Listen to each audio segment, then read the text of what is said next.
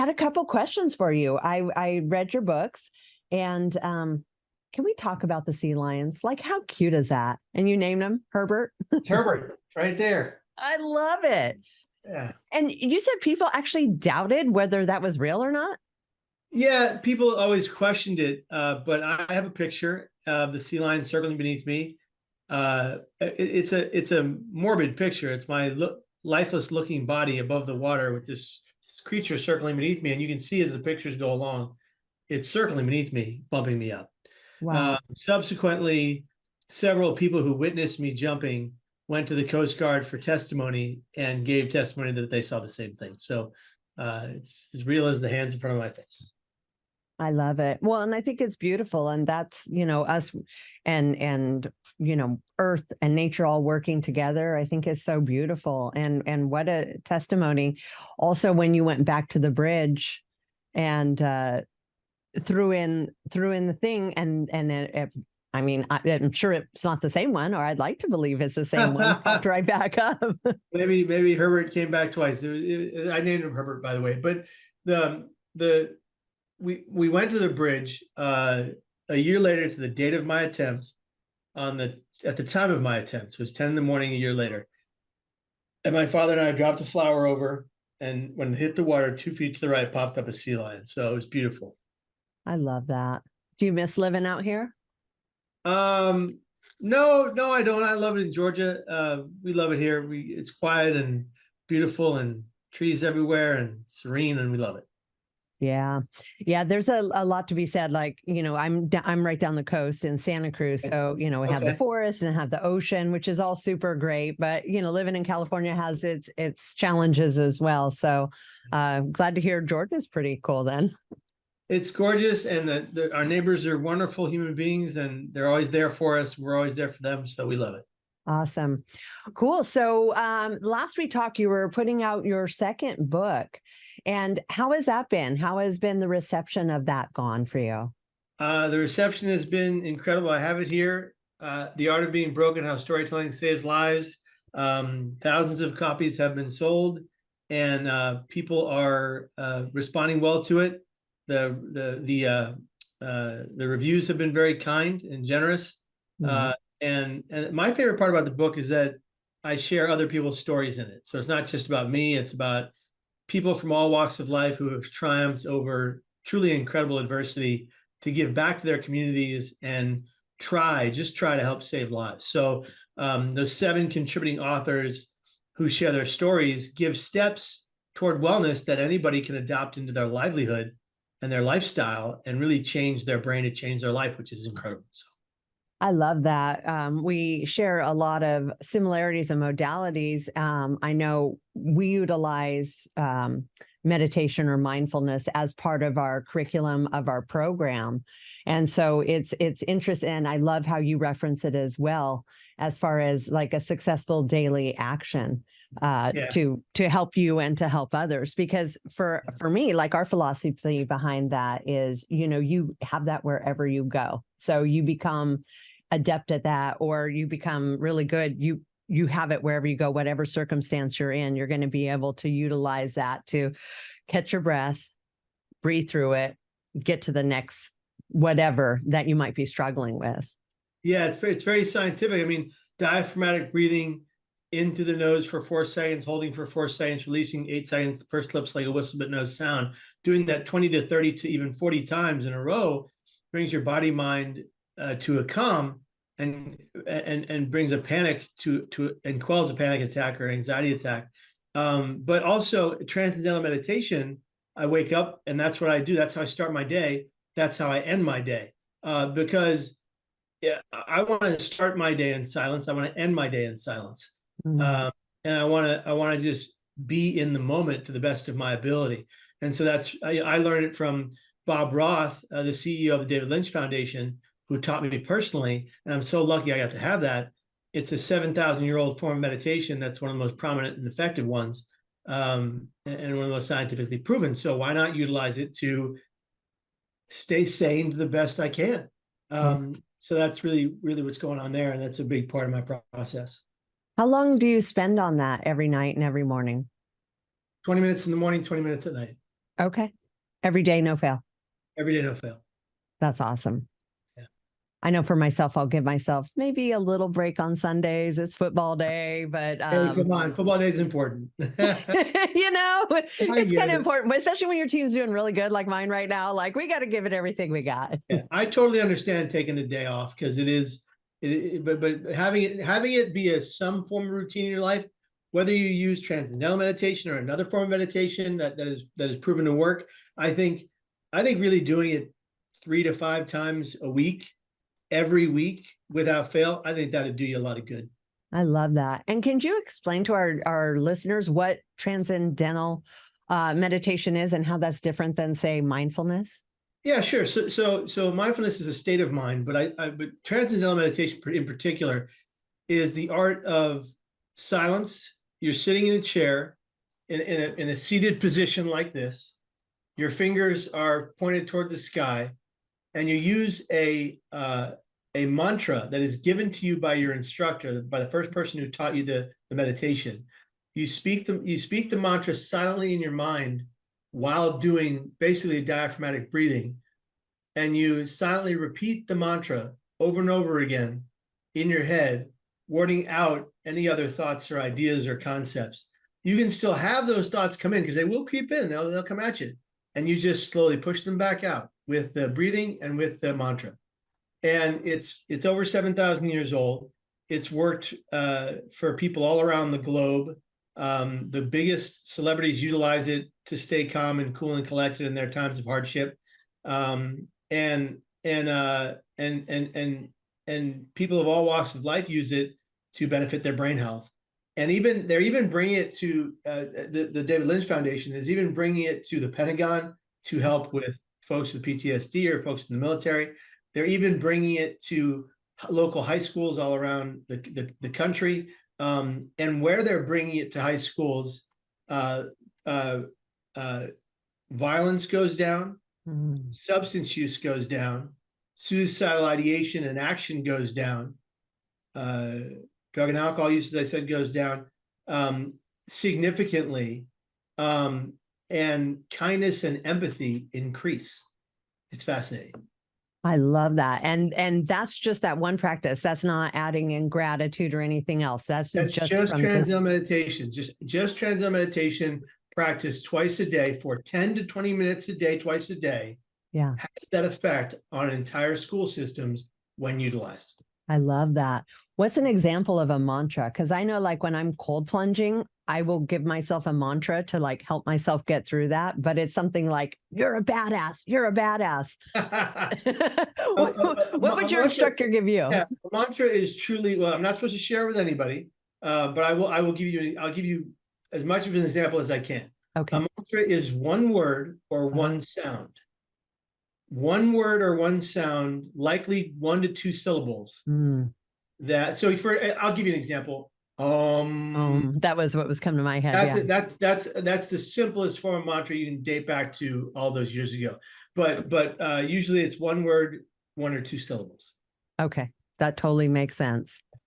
I love that. And so then once you're taught and given that from an instructor, then you do it on your own. You don't need your instructor there every time. And what I do is I'll check in with Bob once in a blue moon, and we'll do the mantra on either FaceTime or Zoom or just on a phone call together. Silently to myself, he says his own mantra to himself, but we take the time spatially to sit with one another virtually in some way or through the phone in some way. And we know the other one is on the other end of the line, doing the breathing, doing the mantra, and then 20 minutes pass and he goes, okay, how'd that feel? Felt great, Bob. Okay, you're good to go. See ya. Bye now. Awesome. Good day. I like that. And I like that it's a sound, so there's nothing attached to it. It's not like a word where it might have some significance or meaning or something. It's literally just an ancient sound. An ancient sound set to calm the body and calm the mind and calm the soul. I love that. Yeah. That's awesome. And then you also suggest, and something I'm a huge fan of, is healthy diet. Yeah. Eating anti-inflammatory meals as often as you can versus inflammatory meals heals the gut to heal the brain. I have a lot of trouble with this because I struggle with eating issues. I have since high school wrestling, as you can imagine. I was living at the time with bulimia and anorexia. I've lived with that twice in my life. I struggled with it, and I have issues with food, and I try to work my way around them. I sometimes find myself going off the deep end of binging, but I'm very honest with that about that uh, because it is a part of my experience, and I'm not ashamed to say that as a man. I deal with it, and I'm trying to rectify that issue and work toward a more routine and regimented food pattern, which I used to have. And I used to follow to a T. I just, my level of discipline there has waned, and I need to get back on track. But yeah.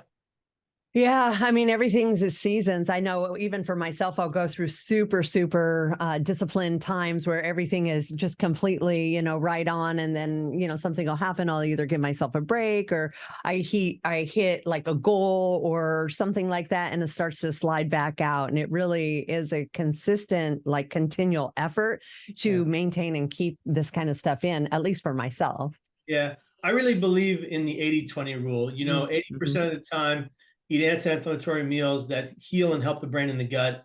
And 20% of the time, give yourself grace to experience all the tastier things in life. Agreed. Like pizza. I love pizza. That's like my cheap food. Yeah. You too, huh? Yeah. We've got Jets Pizza here in Georgia, and by goodness, if it's not the best four-cornered crusted pizza you've ever had. Oh, wow. Okay. I'm going to have to come out just to try that in my cheap meal. Come out, look me up, and my wife and I will take you to Jets Pizza. Oh, that sounds amazing. Yeah, it's interesting. I don't think a lot of people understand what exactly foods cause inflammation, because I know like Dave Asprey, he's big on kale is one of the huge contributors to inflammation, but your average person be like, these kale enthusiasts think it's the healthiest thing in the world. It's not. Yeah, they call it a superfood. So it's like you can see why people would be confused as to, well, I'm eating healthy. Like, why am I feeling like so inflamed? Even brown rice, which typically so many weightlifters use, has an outer shell that is terrible for you and is not supposed to be digested by the human body. But people don't know that. Right.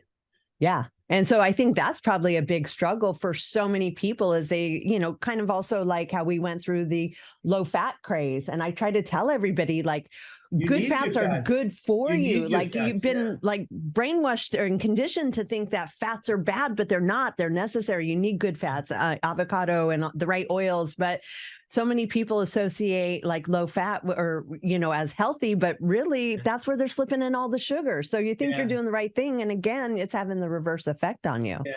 And healthy is different for different people. And I think that one of the things we have to recognize is one of the biggest groups that dies by suicide are people who live with severe eating disorders. And I think helping them understand that that whole like 80-20 rule for folks with the same diagnosis I used to have is important, so they don't feel restricted, but also so they're also taking care of their brain health and their mental health through food as medicine. Yeah. But see how, I guess the question becomes, in a world that's, there's so much information from so many different sources and so many experts. How do you trust it? Yeah. How does someone navigate that and get to the truth? Because if you're not that educated and you're trusting, the food pyramid or just, whatever they're putting out as like a standard, which isn't really good, how's a person supposed to navigate and like understand or know what is the right thing? I think doing something like what I did, I read the book, Change Your Brain, Change Your Life by Dr. Daniel Amen. I read books about the blue zones in or across the world where they have the Mediterranean diet. I read the book. I'm blanking on the name right now, but I read books by Max Lugavere, who covers this extremely well about what foods cause what kind of damage to your gut that affects your brain.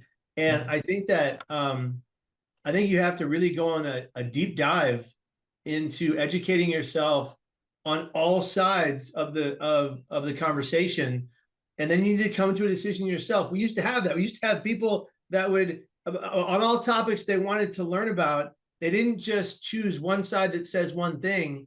They looked at the entire trajectory of the course of that part of education, and they understood after time after energy, after hard work, after effort of doing their own due diligence, what they needed to do for themselves. Yeah. You Yeah. know, And now we just live in a time where it's like, what's the quickest first thing that pops up? Okay, that's what I'm going to listen to. that's what It's I'm going like to listen that. to and do. No, you need Yeah. to do your own research so you are well equipped to take care of your body, which is your vessel. Which, if your body is not healthy and your mind is not healthy, if your brain is not healthy, you don't have health. Yeah. And we've gone from, you'll go from a person that if you're taking a lot of medication to be well, when you're older, you'll be taking a lot of medication not to be sick. So it's a kind of a catch-22 there. But I take medication personally for my psychosis, because if I don't, I have hallucinations, auditory and visual, and I can't function like that. I couldn't have this conversation with you, because I'd be seeing things that didn't exist to you, hearing things that didn't exist to you, and the stress and the weight of my struggles would be too great to function in society. So I have found a regimen that works for me, but that's a piece of the puzzle. Yeah. I do 10, 20, 30 other things to benefit my brain health every day that keep me sane. But that doesn't mean I'm not still struggling. I am still struggling. I'm not recovered. I'm in recovery, like one would be from substance use disorder. And that's okay. But I'm honest about it. I tell the truth about my pain so I can survive it, because a pain shared is a pain halved. I love that. I know a big part of your regimen, and something that we do as well. And it's, I don't want to say it's underrated. I actually think it's having a surge, is exercise, getting your body out, getting your body moving, like how integral that is to overall good brain and mental health is physical activity. It's scientific. You move the body if you're physically capable. My suggestion is to do so. There's so many people that are not. You have to respect that, understand that, appreciate that, and be grateful if we have the physical capability to move our bodies. I'm not asking anyone to go become a bodybuilder. I'm saying go for a walk every morning for 20 minutes, no matter how cold it is in the morning. Go for a swim, do some Pilates, do some yoga, get on the treadmill.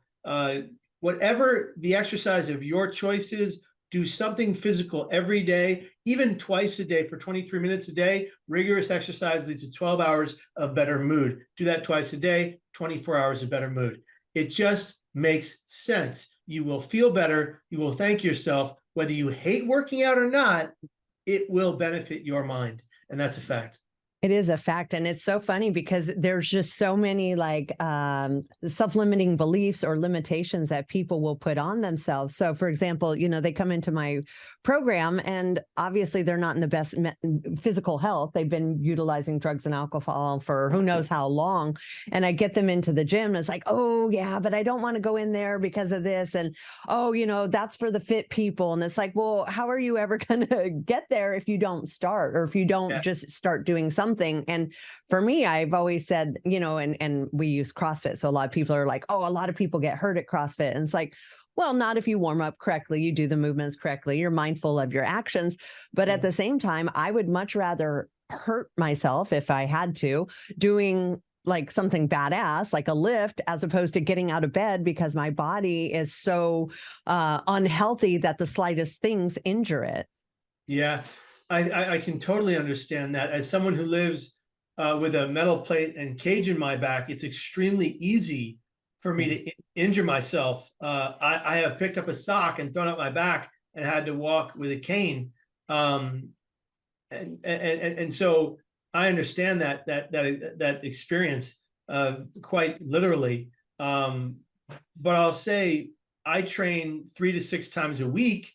And I do it in a way that is not going to be detrimental to my physical health or my back, to the best of my ability. And the way I do that is by using weight bands or walking or slowly jogging or lifting light weights or doing groundwork with just my hands, body weight workouts. And it's significantly beneficial to my mind and my body. And I wouldn't give it up for the world. I hope I can work out to the damn 95, because it's so beneficial. But I think that people do limit themselves, and it's not that you have to go and be a triathlete, but Yeah. just do something to affect the brain in a positive way through the means of movement. It could be Yeah. dancing. If you like dancing, go dance. It could be Yeah. great. You Go know, Zumba. Yeah. go Yeah, Zumba. Come totally. on. Totally. Yeah. Well, and then more like lean muscle or less other stuff you're carrying around, the less likely you are to get hurt or have something go Yeah. wrong because your body's a little sturdier, so it can handle a little bit more than if you were doing nothing. And people don't And realize that. Like you said, even just walking and all that can give you that overall like fitness that can prevent, illness or injury or those sorts of things. yeah, if you're doing it every day and you're so consistent about it, and you just add you add a 20-minute earlier wake up time to when you usually wake up. All the people say, "Oh, I don't have any time to work out." Yeah, you do. Wake up 20 minutes earlier than you used to. There's Yeah. your time. Yep. There's your time. Yep. And I understand with children and pets and things, it's not as easy as it is, but you can find a way, I'm sure. And when you build skeletal muscle for a lifelong endeavor, you're going to probably live longer anyway. Yeah. And Absolutely. strong, and maybe if you don't live longer, you're going to live stronger and be more capable and be more upright than you would if you hadn't done it in the first place. Right, which gives you a better quality of life. So the life that you're living, you enjoy it a little more because now you're more fit. Exactly. Do you drink a lot of water? I see you drinking water. I do. Yes, I do drink a lot of water every day. Yeah. That's good. Yeah. Would you say you drink a gallon of water a day? Oh yeah, for sure. Really? Yeah, for sure.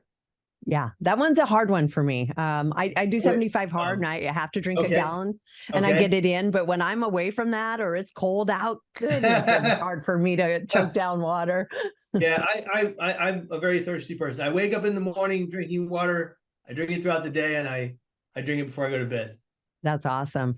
Do you travel around a lot or do you primarily do a lot of stuff from where you're at? I feel like you travel a lot. I travel 250 to 300 dates a year. Wow. Yeah. Yeah.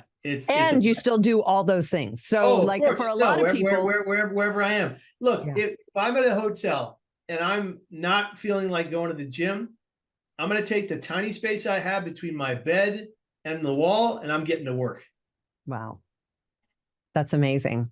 Yeah. And what a leader from the front you are, because so many people will utilize traveling or on the road or that sort of thing as the reasons as to why they can't keep in a standard, diet, exercise, meditation routine. Yeah. And I struggle with that, the food aspect of it, but I also, when we can go and get to a Whole Foods or a healthy grocery store and we can have a kitchenette in the hotel, we do that first because it's so important to keep that close. Yeah, I love that. All right. Well, if you don't mind, I'd love to switch gears a little because you're an expert in the field that you're in, and I have just some questions. So obviously I run a drug and alcohol rehab, and I've known a lot of people that have overdosed and died, and a lot of it will end up leaving me with questions or families with questions like, was it on purpose or was it accidental? And when there's no note, there's always like, I just don't know. And that makes it, I think, difficult for people to sort of accept what's going on because there's still a big question there. I don't know if you know or don't know, but I know a lot of people confide in you that have been suicidal and have not done it. Is there something you hear that's common about that? So here's my perspective on accidental overdoses. My birth parents died of drugs. They died of drugs and alcohol. They died of mental illness, potentially a botched suicide attempt. I do not like the term accidental overdose. It's a poisoning. Yeah. What you are ingesting when you take drugs is poison. If for some reason, some way, somehow, you get the wrong dosage accidentally, it's a poisoning. And there's always a risk that if you take too much of one of those substances, certainly fentanyl, opioids, all kinds of other drugs, you could die. Yeah. The things it can do to your heart, to your liver, to your kidneys, to your lungs, you could die. The things it does over time, like from cigarettes, you could die. It's a poisoning. I think that language has to be changed so that we no longer look at it as something that is accidental, but something that can happen to anyone who takes too many drugs. Yeah. Or too much of a dose. You have all these people that are losing their children from fentanyl when they take something that they didn't think had fentanyl in it. Yeah. That's a poisoning. Somebody laced that with fentanyl with the idea that they knew that could kill someone. It's a poisoning. And that's how I see the entire perspective. That's my perspective on the matter. Yeah, and I do not disagree. It is unfortunate. It makes me sort of sad for people who have kids. Back in my day, you could experiment with different drugs, and death was never the result, unless you were taking copious amounts or lots of heroin or that sort of thing. It was just like not the norm. And nowadays there is just a gamble. It's like Russian roulette. One time, one pill. You think a kid is taking ecstasy and done. And it's 300 a day from fentanyl. Yeah. 300 a day. If that was, if 300 people a day were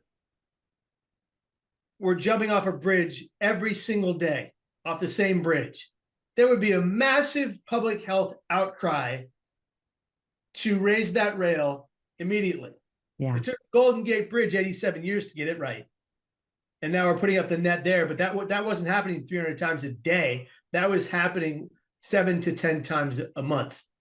Okay, so if there's 300 deaths a day on a roadway from road traffic incidents, they'd solve the problem within a matter of weeks. Oh yeah, they'd put up a median barrier immediately. They'd solve the crisis. Yeah. So why are we sitting around waiting for people to die when we know it's poison? It's crazy to me because the numbers have skyrocketed. It's barely talked about. It's not, and I don't want to say like old school junkies are different than kids that have never tried drugs, but it is a little different. And you're right. The fact that there's not more being done about it. I mean, they provided Narcan. Now everybody must have it, but it expires like every 2 months, and you better make sure you have it. And now they're lacing it with, gosh, what is the name of that? I did a whole special on it. This animal tranquilizer. Yeah. Trank, yeah, an animal tranquilizer that actually prevents the Narcan from working. So now, they're still overdosing because. But there are people that are putting these molecules together for the sole purpose of killing Americans, right. And that's the scary aspect of it, is that it's on purpose. Yeah, and that's what terrifies me the most, is that if we don't get our children and our loved ones, old, young and old alike, to get off any substances and work toward recovery and work toward never ingesting them in the first place or using them in any way in the first place, we're going to keep losing 300 a day. And it's unacceptable. It's unacceptable. Agreed. And the fact that it's being allowed to be poured into this country in the way that it is, that's unacceptable too, and needs to be taken to task at the highest levels. Yeah. And it's not. And like you said, it's just getting worse and worse and being permitted to do so. So I don't know what it's going to take to make a change. I mean, I can be out here preaching, you're going to be preaching. We can do our best, educate. I try to educate kids, like whatever you do, don't take a pill. I have a son in college, and I'm like, look, I know you guys drink, maybe some kids smoke pot, but whatever you do, don't ever take, a pill, or, be mindful of your drinks, whatever it is. It's just frightening out there that, it can happen accidentally. Like they don't even realize it's happening, and it's happening. Yeah. Yeah. So, okay, let me ask you this, on the same vein of drug and alcohol addiction. Do you feel like more people attempt suicide when they are intoxicated? Like that sort of gives them the either courage or just total apathy? Do you think it's a driving force behind a lot of it? I think there's certainly co-occurring issues that occur quite often with brain and mental health issues and drug use or misuse. But I think that I can't speak to if it happens often or not more often, but I will say, I don't know the statistics. But I think it makes it an easier option to be so distraught with life, so affected and in such despair from not only depression, but drugs and alcohol. And obviously so many drugs are a depressant. So it can make your darkness worse. Yeah. And I Including think, alcohol. including alcohol, of course, alcohol is a huge depressant. Yeah. And when typically when people get off of alcohol, it's very common that they die by suicide in the coming weeks, months, years, because they were on such a depressed level. Then their drug of choice is removed from them, but it was potentially removed very rapidly, and then they go into a deep depression, and their cortisol levels spike of stress, and their dopamine levels and serotonin is out of whack, and they end up taking their lives. So I think it's a common theme, I'll say. Yeah, absolutely. Well, and that's why we put in like the diet and the exercise and those kind of things instead of just like, come off everything and then be in a dark room and talk about, your war stories. We try to get outside, take a walk, do some exercise, eat right. Like so much of that stuff contributes to people being successful in recovery as well. Similarly to, survivors from suicide or even, really anybody. It is. And it's all stuff that can be done for free or low cost. It just requires some element of like motivation or willingness to make a change, I guess. It's a big willingness to make a change and to take action to better your brain health and your mind and your body. And I think that anyone living with a drug and alcohol substance use condition can break it. I think that they have the ability within them, the willpower within them. They might not know it yet. Yeah. They might not feel it yet, but I think deep within them, they want to be sober and they want to be clean, because anything we regret after we do it is something we don't need in our lives. Any addiction we regret is something that doesn't need to exist within us. So I think that if you wake up and you take an action and you feel immediate regret from that action, you should work toward the end of removing that from your life. And I think that that's entirely plausible with hard work, effort, time, energy, and finding hope in your darkest of hours. Yeah, well, and a lot of it too is creating new habits to replace the bad stuff you don't want to do. So like with someone who doesn't want to smoke, avoid, those times where you're going to be triggered after a meal, during, first when you wake up. So substitute something else in those moments of time that you can get some sort of satisfaction from that's more healthy. And then you do that enough times. I think they say like 66 days creates a new habit. And then all of a sudden, you're doing something healthy for yourself that you're not regretting, as opposed to that thing that you're regretting that you can't stop yourself from doing. Exactly. Very true. Yeah. So let's see. You are fascinating. I really appreciate you taking the time and like spending your day with me, because I know you are a really busy guy. Appreciate that. I'm glad to be here with you. Glad to be here with you. Awesome. All right. So then let me ask you this. So you talked about the Golden Gate Bridge and they finally got to do something about that, but you've kind of spearheaded that. That didn't just happen on its own. Well, I wouldn't say I spearheaded it. My father founded the Bridge Rail Foundation with Paul Muller and Dave Hull. Dave Hull lost his 13-year-old daughter to the Golden Gate Bridge. Kathy was her name. And my father founded the Bridge Rail Foundation, whose at the time sole goal was to raise the net or rail at the Golden Gate Bridge to stop the suicides there. That was in 2006. After the film The Bridge, my father and I were in for a 10-minute feature in the film documentary that was critically acclaimed around the world. If that film hadn't come out, likely the Bridge Rail Foundation wouldn't have been started, and we wouldn't have fought for the next 23 years to raise the net at the Golden Gate Bridge. I was a founding board member, so was Dana Whitmer and Ken Holmes and several other people. And we worked tirelessly for the Gamboa family. We worked tirelessly for all of those years to stop suicides effectively at the Golden Gate Bridge. And I can tell you that the net is being completed by this month. And as of the end of this month, likely very few people for the rest of American history will ever again die off the Golden Gate Bridge. And it will become the largest, brightest, and most powerful beacon for reduction of access to lethal means suicide prevention around the world. which is absolutely amazing. And it's interesting. Last time I crossed over the Golden Gate Bridge, you can't even see it. It's like you wouldn't even know. At least when I was I was also the one driving, but you Yeah. couldn't even. So maybe people who are passengers could see it, but I couldn't even see it there. So it's not like it took away from the beauty of the bridge or anything else. It's amazing what it does. Can you explain what exactly it is? Yes, it's a net. It's a metal encoded wire netting 20 feet below the bridge that reaches 20 feet out. When someone falls into it, they are injured and rendered mostly motionless, and usually unable to further themselves off the bridge. It's not 100% effective. A railing would have been. That part's frustrating. They wouldn't allow us to do the railing because of aesthetics. I say, what are the aesthetics of a bridge compared to one human life? Your family, your friend, your loved one, someone you unconditionally care for.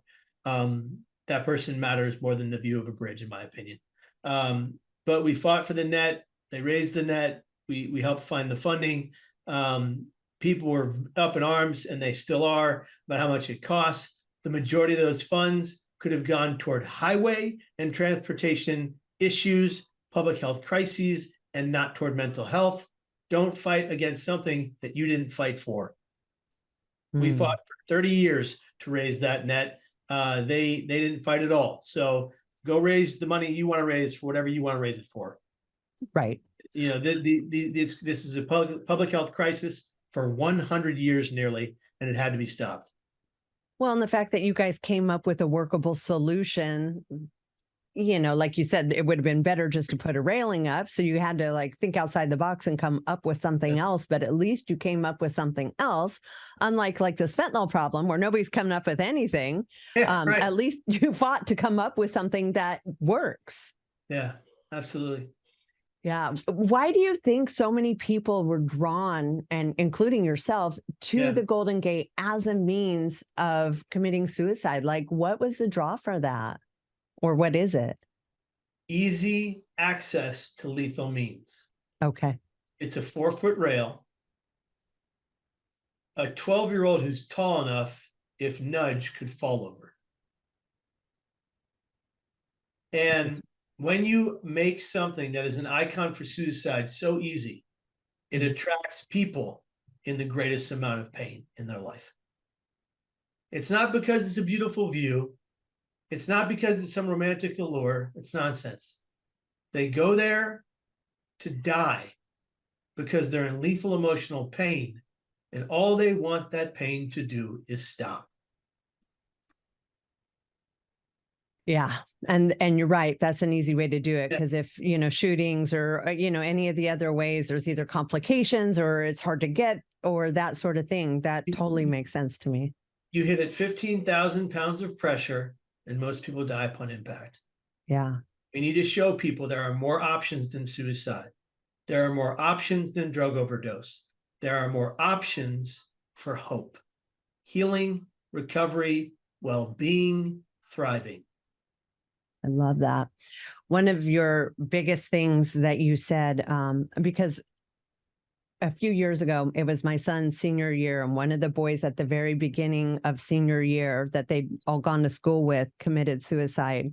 And the boys, and this is, the school, had grief counselors, and people were just trying to understand. There was no, lead up. Nobody really saw anything to prevent it.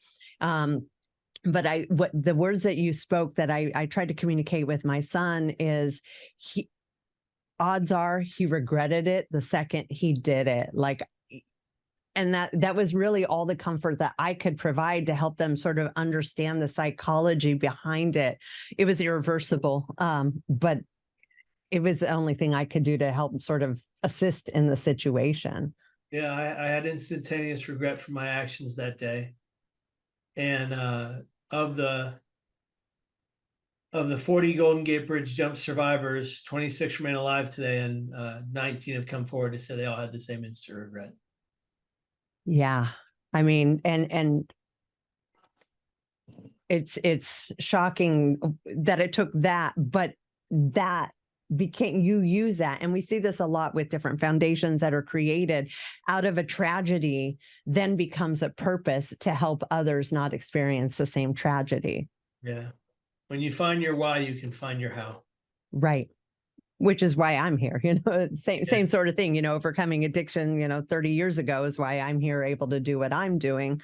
And luckily I was forced into it due to, extreme measures that your average person wouldn't be. And so, I think that's why a lot of us do what we do. And I often say, like, it's the best thing that ever happened. It put me on my purpose at a very young age that not a lot of people get to experience. Like I'm continuously surprised. There's people our age that still don't quite know what their purpose is, or why am I here, or why am I doing what I'm doing. So I actually feel fortunate from my past. Yeah. Yeah. I've talked to colonels in the military who said, I don't have a purpose like you. Wow. I wish I knew my purpose like you. So it's a huge gift. Yeah. Do you feel like you were saved? Is that like I do. I feel like God saved my life that day. That's my prerogative. I know people share different opinions, but I am grateful for every millisecond I get to walk this green earth. Every place I get to go, everything I get to do is a gift past the day I should have died. And I should have died. And all the things that came into play to save my life that day, I believe they were divine intervention. Heck yeah. Especially Herbert. Like, come on. Herbert, come on, Herbert. Come on, Herbert. That's amazing. I'm a huge animal fan. So that's like my favorite part of your story. I'm like, yes, of course it was the animal that saved him. I'm so stoked about that. Yeah, no human saved me that day, but an animal did by far. Yeah, I love that. So your new book, and I love this as well, because I think so many people, again, this is where and maybe with drug and alcohol addiction, there used to be a pretty big stigma, like you didn't talk about it. It was like a thing of the past or a private thing. But like with you, the more you can openly discuss and share your stories of overcoming and adversity. And I know for myself, that was a big part of me, even just starting this podcast, was to start sharing my story to shed hope and give light to other people. Yeah. And that's a big part of this book, right? Yeah, it is.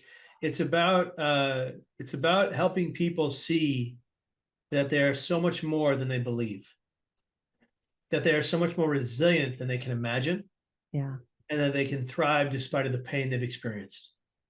And it's about helping people understand that they don't have to remain in victimhood and they don't have to remain a sufferer. Instead, they can thrive, they can survive, and they can find light at the end of every tunnel. I love that.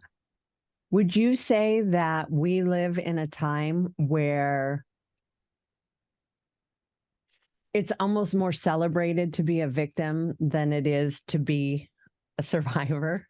I think that people, there are people that have been victimized. There are people that have suffered. There are people that are suffering. But if you sit in that victimhood and you call yourself a sufferer, those two things are all you will ever be. If instead you make a choice to fight your pain in spite of your pain, despite of your pain, to then thrive, to be the hero of your journey, not the victim. If you choose to be the hero of your journey, then you can overcome anything that comes your way. Anything, everything. Yeah. Because you have a mindset that says, no matter the pain I experience, I decide to thrive. And so I will. I live with extreme physical pain. I don't take pain meds. I took pain meds straight out of the hospital, OxyContin. Yeah. And I realized it was becoming something very dangerous.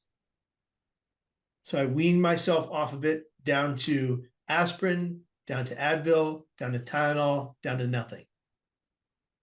I will very rarely take an Advil if it is of the utmost necessity.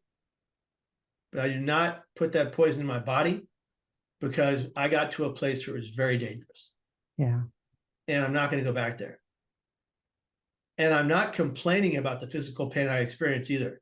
It's a fact. I experience it. I need no pity. I took that action jumping off the Golden Gate Bridge. I have to take responsibility for my actions. I hold gratitude inside the pain I experience, physical and mental, because it reminds me that I'm here. I'm alive. I appreciate it. I get to have it because I get to be here. Yeah, gratitude is a big part of your daily practice, right? Gratitude and resilience are the two most protective factors from suicide. If you can hold gratitude inside your pain, you can survive it. Mm. When you say inside that pain, does that mean like you're feeling pain and you're like, wait, let me be grateful for this? Think about it like this, on a lighter level. I hold gratitude for the screaming, crying baby on the plane because it means I can hear. Use that kind of a way of thinking with everything. The good, the bad, the ugly. Yeah.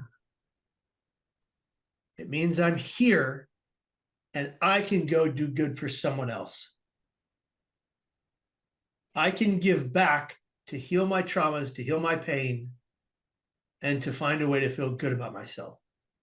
Yeah. I love that. And I think that is something where people, I don't want to say lack compassion, but it's easier to be upset or mad at people than to, look at possibly, like you said, the parent that's trying to console a screaming baby. If you think they want to be dealing with that too, they do not. So wholesome compassion, for understanding what that other person might be going through as well. Yeah. Hold compassion for the people that hurt you.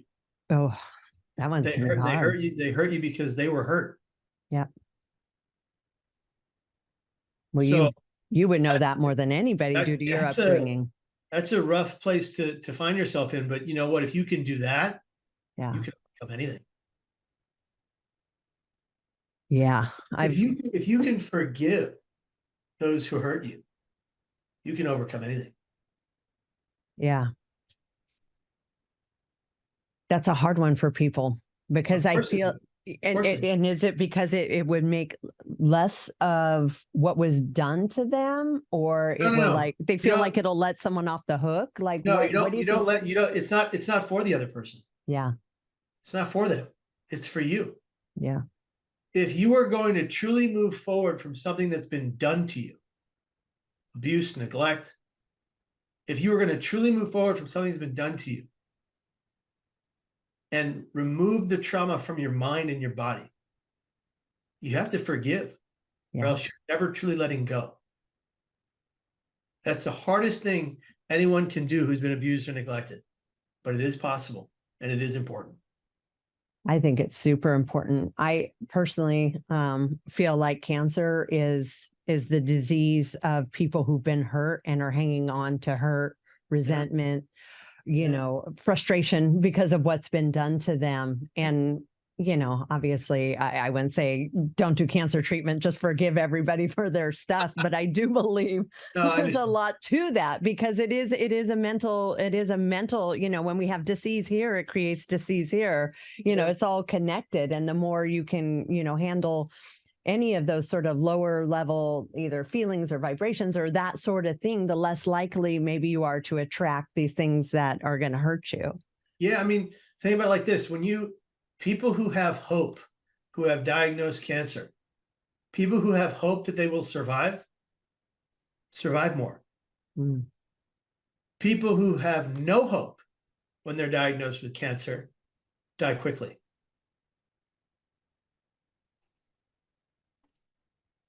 If you don't see hope around the corner, you haven't walked far enough to reach it. Keep going. I love that. I think a lot of people assign so much into what doctors tell them. Doctor says this, that's final, done. They don't realize that they have the power to be above whatever the specialist is telling them. Yeah. Yeah. My dad had A couple years ago, he had stage 4, likely terminal, kidney, blood, and bone cancer. Wow. He was terrified. And I gave him a study that said how people who have hope within their cancer treatment can survive more. And he's in remission for 1.5 years. I'm not saying that did it. I'm just saying if he took that to heart, I know he read it. I know he wrote back to me and said, this was helpful, Kev. So I hope it made a difference. But I know that scientifically speaking, it can. And so, you know, and I think you're right in a sense about the overstress of life. If you're so stressed out that your hair's falling out, that you're having pains in your stomach, that your back is hurting you all the time, and you're just in physical and emotional turmoil, you're probably more likely to be diagnosed with some form of cancer someday, because it's affecting the cells of your body when you're in that much stress, and that much overwhelm. You have to find a way to get an even keel going on. Yeah. Well, and I think you're right with gratitude. That's a big start of it, is finding, first, find gratitude for the things that are easy to find. I got out of bed, the sun was shining, my dog, whatever. But then, like when you talked about, when you start going even deeper and being grateful for those maybe really bad experiences that happened to you, realizing they create who you are today, and that's a good thing. And like really like starting to reframe the stuff that was done to you, realizing that maybe it happened for you for a reason. Yeah. And there's a school of thought how that's a bunch of nonsense, and that, I was devastated by what happened and it destroyed me, but you're still here.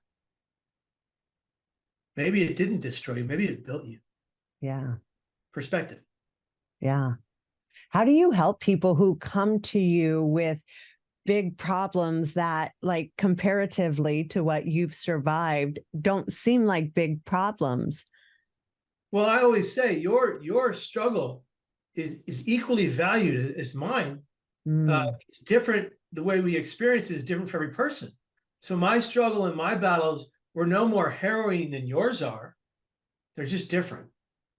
So if you're the person that just broke up with your girlfriend, and that is leading you toward a path to attempt suicide, that doesn't mean that my struggle with poverty and bipolar depression and suicidal crisis and psychosis is more harrowing.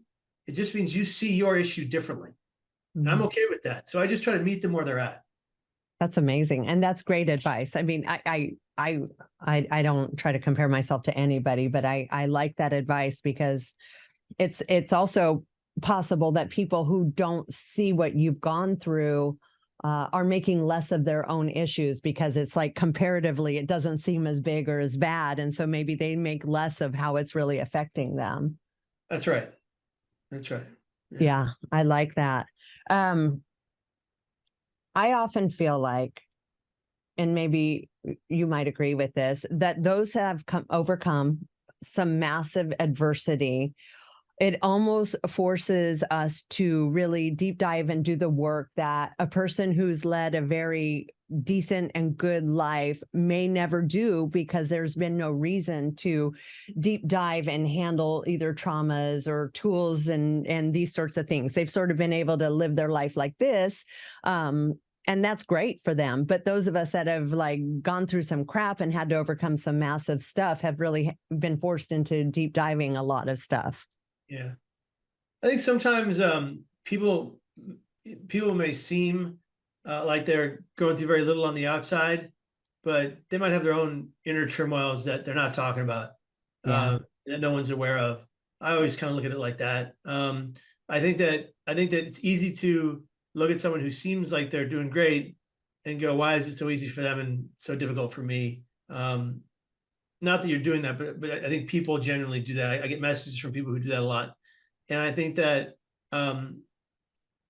they're just having different kind of battles. Yeah. They're having financial issues or spousal issues or children issues or or their dog has a lot of health problems. Like there's something's going on that you're unaware of. Yep. So I try to look at it like um, you just have to find a way to be okay with the fact that you have to live in a routine and regimented life to survive and to thrive. And there's nothing wrong with that. It means your diligence is your most important aspect. I love that. One thing I've noticed this year, because I've started doing, well, I've always done work, but I've been doing even more work, is that, and people will say that to me, well, I haven't had to overcome what you have or that, but there is trauma there. Everybody has trauma. And I think there's a misconception of trauma. I know I had it, when I thought of quote unquote trauma, it was like something horrific. There was a molestation, there was, a death, there was this, there was that, there was like these big traumatic events. But trauma could just be your parents got divorced when you were young and you lived through that. And I don't want to say just, because it's traumatic for a lot of people. You saw your dog get hit by a car, or you got into a car accident, it scared you. Trauma is different for every person. Yeah. And it's a common denominator in everybody who comes into my program. Every addict and alcoholic, what do they have in common? There's some trauma, usually from your childhood, whatever capacity that is. And I think for your normal person who's like, well, I don't have trauma because, I didn't go through that. It's like you have, and maybe that's why you're not addressing it, because you think it's not as significant as this more glaring thing over here for these people. Or you're in denial. Yeah. Yeah. Or there's that as well. For sure. Yeah. So do you believe in the afterlife? I do. I believe in both heaven and hell. I believe there's a beautiful outcome or a permanently terrifying one. I believe you're measured by the good or bad you do. I've made terrible mistakes in my life. I've hurt people, but I've been on a road to redemption for 23 years to try to do good and help other people stay here, to help people change their lives, to help people give back to the world. I give back wherever I can. Does that mean where I'm going? No, but I hope I'm going to heaven. Yeah. Pray I'm going to heaven every day. And I'm going to keep giving back till the day I die of natural causes. And I'm never going to attempt to take my life ever again, even though I think about it regularly. I have chronic thoughts of suicide, but they'll never take me. I'll never die with my hands. It's not an option. I took it off the table a long time ago. Yeah. That's beautiful. I appreciate that. Do you feel like, and this is tricky coming from you. So for example, myself, when I was young, I passed out from the heat, and I almost like spiritually rose above my body. Like I have a specific memory of looking down and seeing my body down there and going, whoa, what is happening? Who is that? Why is that kid crying? Oh, shoot, that was me. Did you have any experience like that? I have had experiences where some would call it astral planing, and I've experienced that before. Yes. Yeah, that's don't talk much about it, but because people are afraid of that kind of talk. But I've dealt with so many hallucinatory episodes that things like that have happened on multiple occasions to me. Yeah. Well, I think there's any gazillion possibilities of realities. Oh, sure. Yeah. You never know where that really comes from. And there's no scientific explanation for it. And, Yeah. People have different views about it, but just glad to be back here. I'm glad you're back here too. So has anyone approached you about doing a movie on your story? We're writing a screenplay right now, and it's in the works. Yeah. Is that going to be like an indie film? Is it going to be a huge film? Is it going to be a play? What are you thinking? It'll be a feature length motion picture. Yeah. Wow. I love that. Yeah. Who would you choose to play you? Who do you want to play you? If I say that, I'll upset all the people that might play me. So I don't want to. I don't Okay, wanna okay. go All there. right. I won't force you to say it. No, whoever makes the cut. There you go. That's exciting. And I have zero doubt that it won't be picked up and made huge because it's such a phenomenal story. Yeah. Thank you very much. Appreciate Yeah. that. And is that your next steps? That's like moving forward. Like what are the big things coming? Is that like the big thing or continuing what you're So, doing? so we're working on. So I have a children's book coming out January 18th. The, Oh, the Dimly Lit Star, available on Amazon. It's about childhood bullying. I experienced childhood bullying. My mom got me through it. It's dedicated to my mom, Debbie Hines. aw. So shout out to mom. And the Dimly Lit Star is set in space, and Mama Shines and Little Shines are two stars in space on the end of the Little Dipper, and they move around space talking about how to defeat the bullying that Little Shines is going through in Star School. And so the social medias are now the spatial medias. It's really a lot of fun. And it's beautifully illustrated by the talented Rin Maria, who is a phenomenal young artist. I think one of the best of her generation. Oh, I love that. Yeah.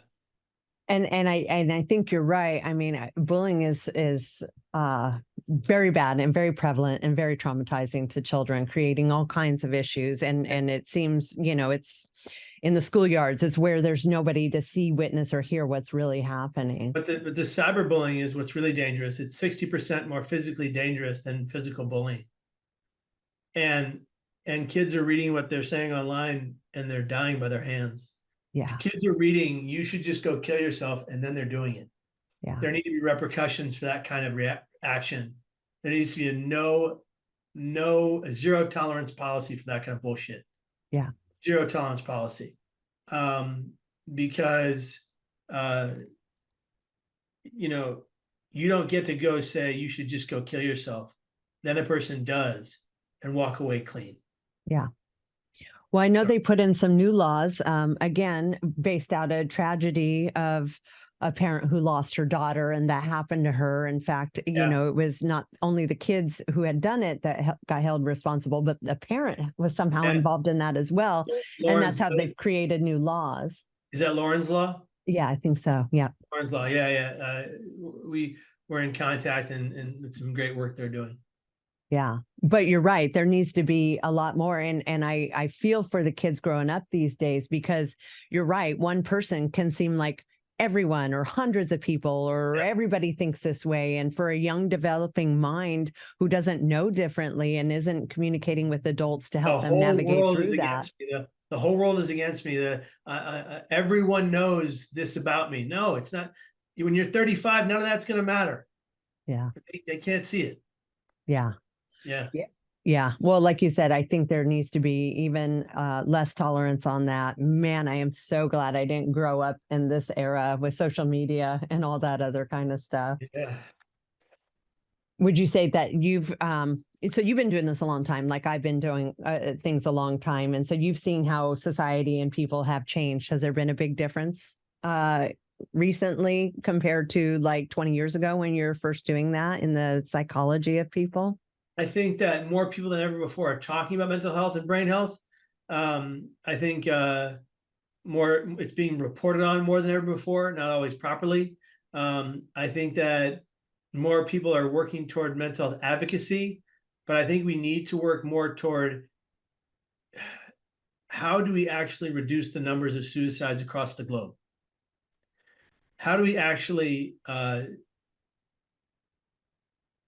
change the narrative to save lives? I think that we are far too connected to 70-year-old methods of suicide prevention that need to be updated. Yeah. 70 years, a lot's changed in 70 years. You're Lots changed in absolutely 70 right. years. Not everything that is studied is good. Not everything that's good needs to be studied. Mm.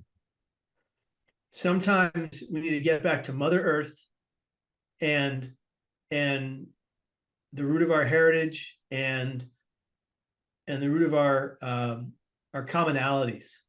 What makes us not unique, but common?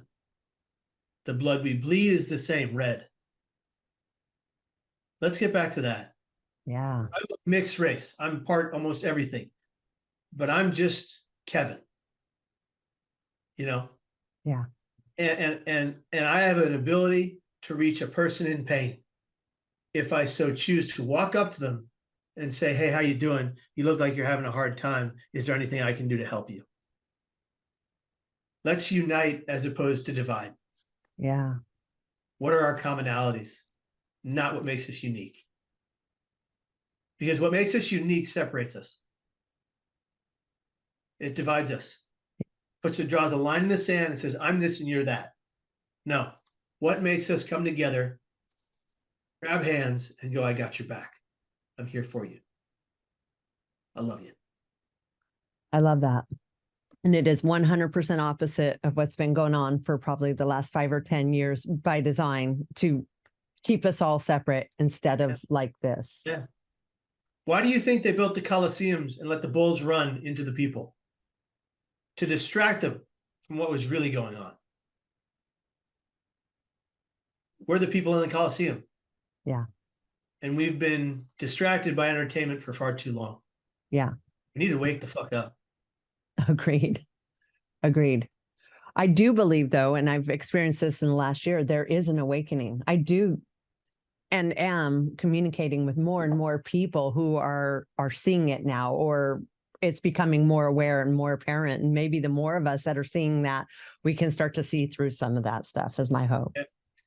And when we see through it, we really need to focus on being kinder, more compassionate, more loving, more caring, more empathetic, less judgmental, and more giving to every person we come across, no matter their behavior toward us.